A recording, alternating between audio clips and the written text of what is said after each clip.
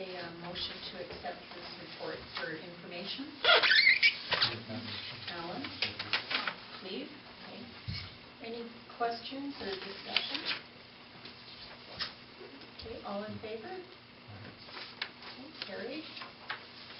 And Bruce again, the finance report. And you should have, you got your financial income statement emailed to you, right? Okay. So we're now past year end, and I feel like sometimes I've told people these things several times, but I guess it bears repeating sometimes.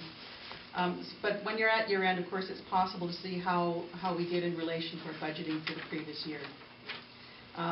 Last year, if you don't include amounts such as capital development charges, which are a capital item, not a revenue item, and transfers from capital savings, both of which tended to overstate expected revenues, the amount of revenue that was budgeted for operational needs was $835,000.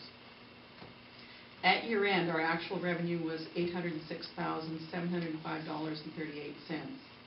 If we add in our work in progress at year end, which are unbilled but earned revenues, we have an additional $6,657 for a combined total of $813,362.38. There aren't any surprises in this figure. Each of our largest revenue items came within 2 to 3% of forecasted revenues. The only line item that was not close to what we budgeted for was our rental income. The budget was for $24,000, but we've now determined that actual rental income for 2011 was $13,449.40. It's not clear why the budget for rent was so much higher than actual for 2011. We got the rent from our tenants that we expected to get. We are already aware of this anomaly and have adjusted the budgeted expected rent for 2012 downwards to be closer to actual. On the expense side, we ended up under budget in most areas, except for those areas that I think most people are already aware of. We were $57,000 over budget in audit and legal, and $6,300 over budget in administrative compensation. We expect these overages in the budget to be a one-year anomaly due to the audit costs and the litigation of a year ago.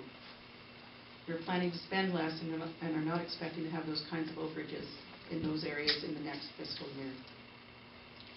If you add up all the other expense line items in the budget, most of them were under budget, and this actually resulted in overall expense to be about $26,000 less than we budgeted for.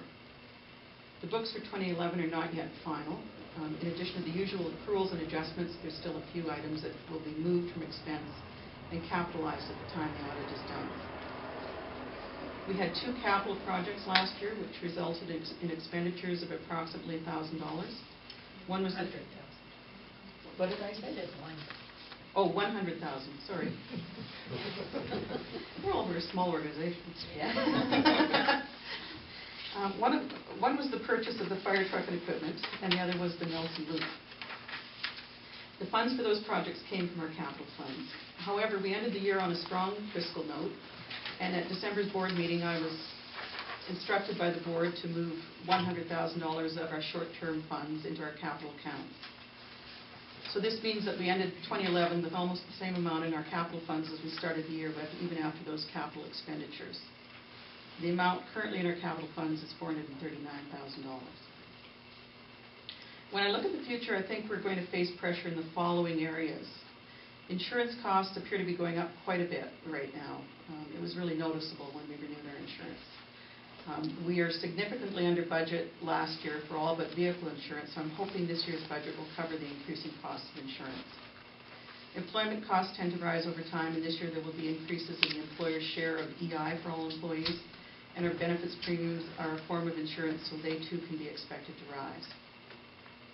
The other increasing expense is related to building, utilities, and vehicles. We use oil to heat our main building and propane to heat the fire hall and gas in all our vehicles.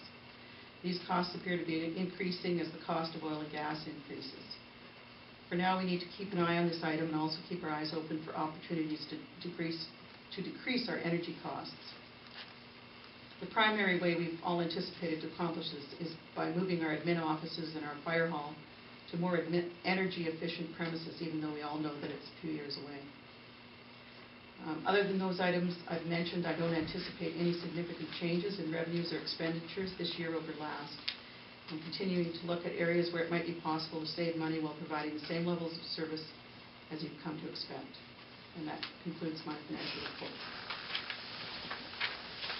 And we'll have a motion to accept financial